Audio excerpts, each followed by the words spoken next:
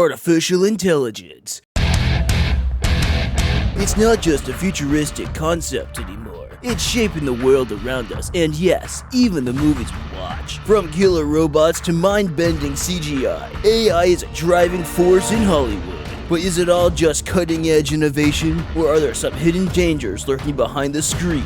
In today's video, we're diving into the pros and cons of artificial intelligence in movies, how it's revolutionizing storytelling, production, and even the way we watch films. Stay tuned as we explore both the brilliance and the potential pitfalls of AI in cinema. Let's get started. Cringe! Hello and welcome to Screen Film, where we usually analyze movies and genres and discuss them. Today, if you couldn't tell, we're talking about AI. If you're wondering, Ian, how did you do that intro very well?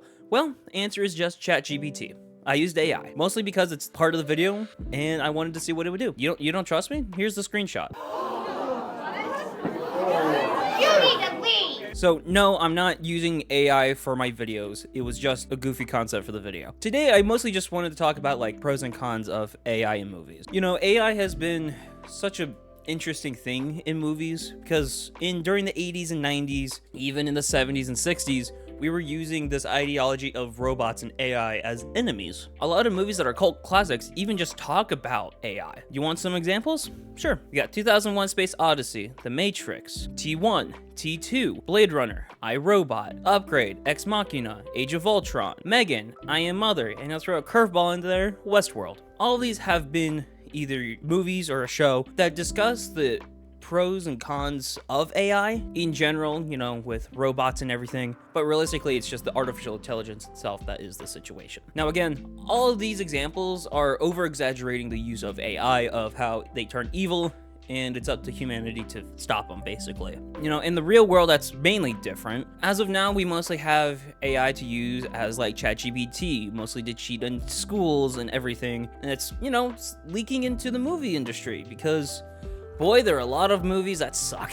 And why not blame AI on it? But really, at the end of the day, the question I want you to answer for yourself is, should AI be used in movies? So as always, I've made a list of the pros and cons of AI. And again, this is more on the movie business side of things, so mostly in productions, not as storytelling elements. So some of them might be a little bit kind of lame, but also it's kind of important to realize what is happening. So the first pro of AI in movie production is how fast the production itself goes. Usually films take 3 to 4 weeks, even maybe 2 to 3 months just to get everything filmed. And then, you know, later on they have to do reshoots, and that's maybe like a week or two, and you know, that's money. That's the issue. Money is always the big problem with the movie industry. So if we're able to cut down time on that, it makes everyone's job easier to get the movie done, edited, everything done, so we can throw it into the movies and make money. That's kind of the idea of AI on that side, is just getting everything done as fast as they can. AI also enhances the VFX. One of the first few things with AI being able to enhance VFX is water simulations. Water is one of the most insane things that you can even make. You know, we just hit perfection with Kingdom of the Planet of the Apes with water simulations with CGI characters. Back in like the 90s, impossible. Like even in the 2000s, we started perfecting a little bit with Avatar, but now we finally, 15 years later, have finally been able to finish what water should look like. Because water is particles, it's foam, there's just so much dealt with water that with AI, I participated in it, but we as a society have been able to make something that is very impossible to replicate seem real and interact with computer generated images and characters. It's very interesting. You know, there's also claw simulations on CGI characters, making sure that the characters' movements can flow with the outfit that they're wearing and nothing like pops out or anything, nothing weird. And just overall, it just helps polish the final result, making it look better and not bad. Another pro is that it gives everyone the same tools to use instead of just having big companies being able to just have all the good stuff. So an example of that is Weta Digital. Weta is one of the greatest companies to make computer generated images for movies. They worked on Lord of the Rings, King Kong, the Planet of the Apes movies, the new ones, not the Tim Burton one or the originals, and so many others. Better Man, I believe, as well. That is top tier business. That is a very professional organization that is able to just burst out a lot of movies with how good their computer generated images are. Now with AI, people like say me, who just has a simple desk and a not as expensive, computer, being able to replicate what they can do at my desk, maybe paying like $200-300 maximum on that, where they're spending millions on stuff trying to make sure it looks as best as it can. So we're able to get everything that bigger companies can get on our side to make our jobs more unique and more creative. And then realistically, it's cheap. You want to cut down wages? Boom, AI. We had big strikes talking about this, of the use of AI in screenwriting. We're getting it, I don't know if it's still happening, but we are getting a voice acting strike about this. So, I mean, we've had all these situations with AI. If you want to think about it this way, if you are an executive trying to make a movie, and the big issue is movies keep getting more expensive. Literally just recently, it was confirmed that Spider-Man 4 has a $200 million budget. That's a lot of money. And most of that goes to the crew, the visual effects, the actors, everyone involved. But with AI, you can cut that down in like half. Make it as cheap as you can. Just roll it into ChatGPT and write a terrible script. Although ChatGPT is getting a little bit better with this kind of stuff. But realistically, in the movie industry, you want to spend the money on good stuff. And that's going to lead us right into the cons of AI. The first con is it's cheap. Comparing a normal writer who has worked on millions of movies, say, or TV shows, that stuff is getting hard to get off the ground. Mostly because you need a log line, you need a proof of concept script, you need all this, and that goes to a reader for an executive who, talks about it and then brings it up to the executive, like, hey, this is a decent script, let's do something about it. And then they pay the writer to get the licensing for the script and as well have the writer join in on the writing of the movie. That's realistically how the writing portion goes of the movies. But with AI, you cut out the middleman of the writer and you just have someone put in a ChatGPT ordeal script, have someone read it. They don't know it's probably AI. They say it's good.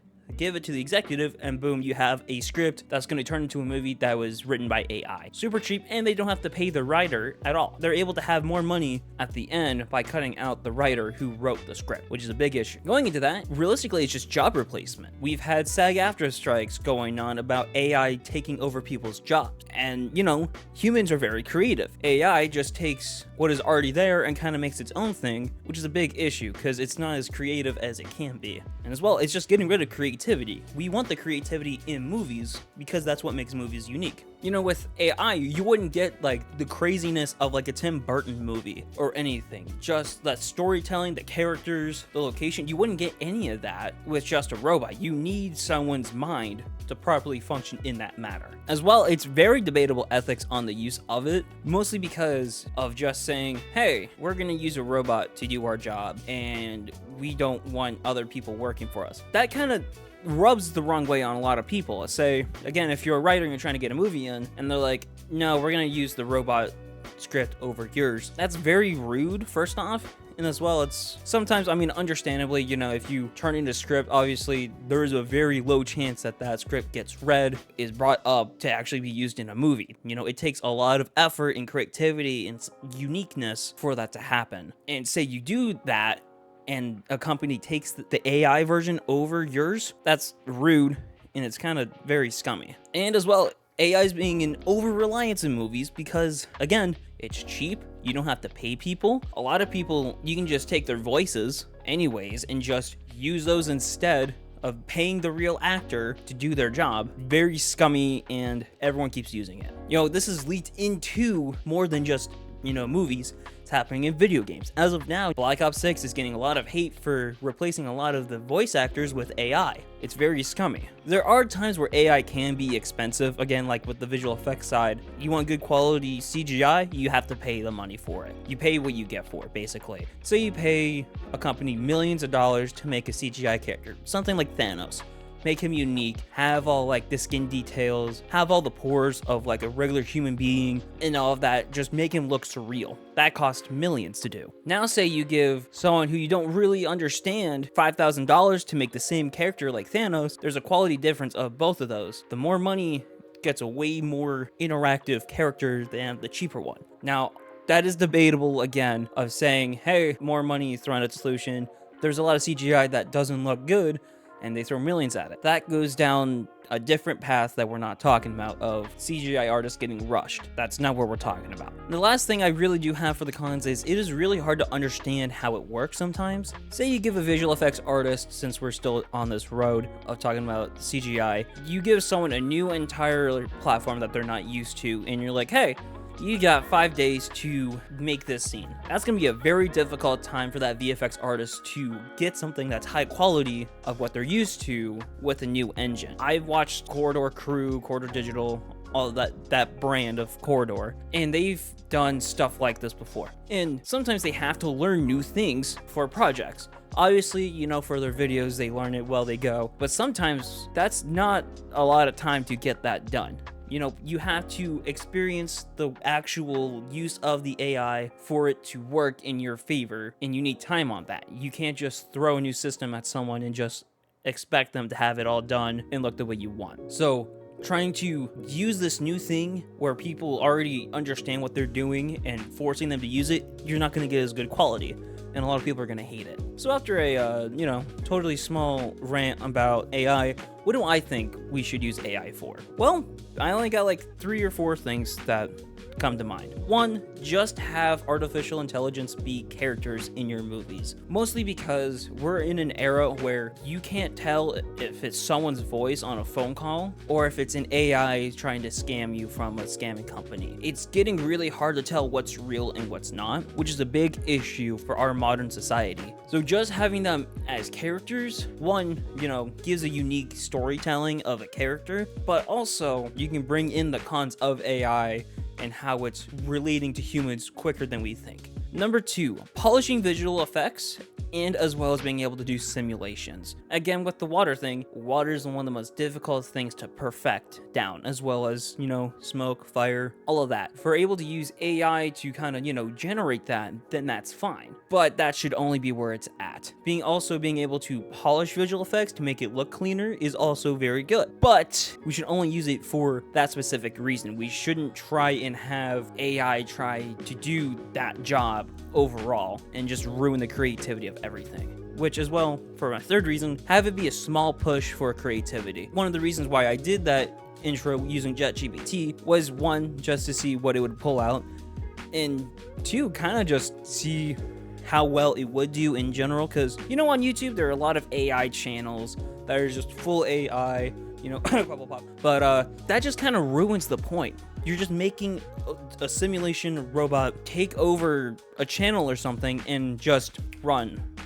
You know, there are YouTubers who just use AI and they play games, but that's just not fun.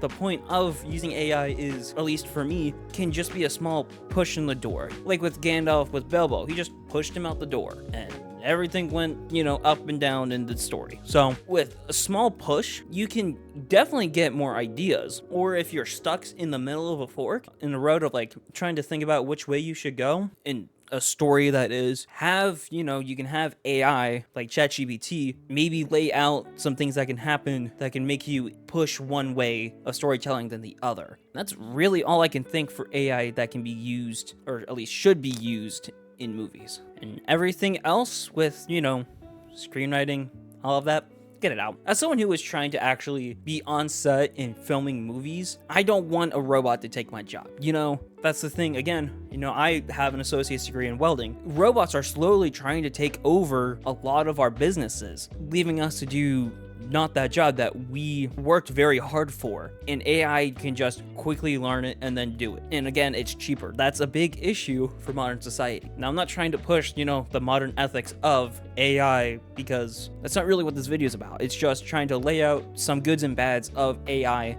and trying to make sure everyone realizes, hey, this is kind of an issue.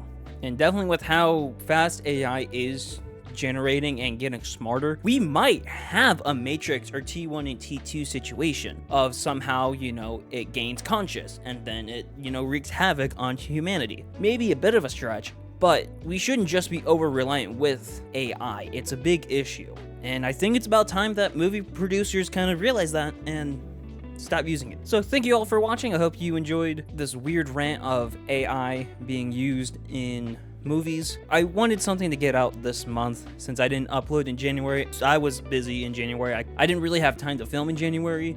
I had back-to-back classes, and one of them was mentally annoying to me and just took all of my time. I'm going to be getting a video out at least every month, maybe 2 a month, we'll see. Next month for me, for my next video, is going to be a very experimental thing, mostly because I want to see how well it goes, and if it does pretty well, I might be pushing towards that side of videos for a little bit just to see what would happen. If you have watched JonTron and, you know, Angry Video Game Nerd, or any of those people who review games and movies, stay tuned. You're gonna maybe like it, maybe not. I already have a movie set out for it. Just need to mentally take the pain of the movie and start writing as soon as I can.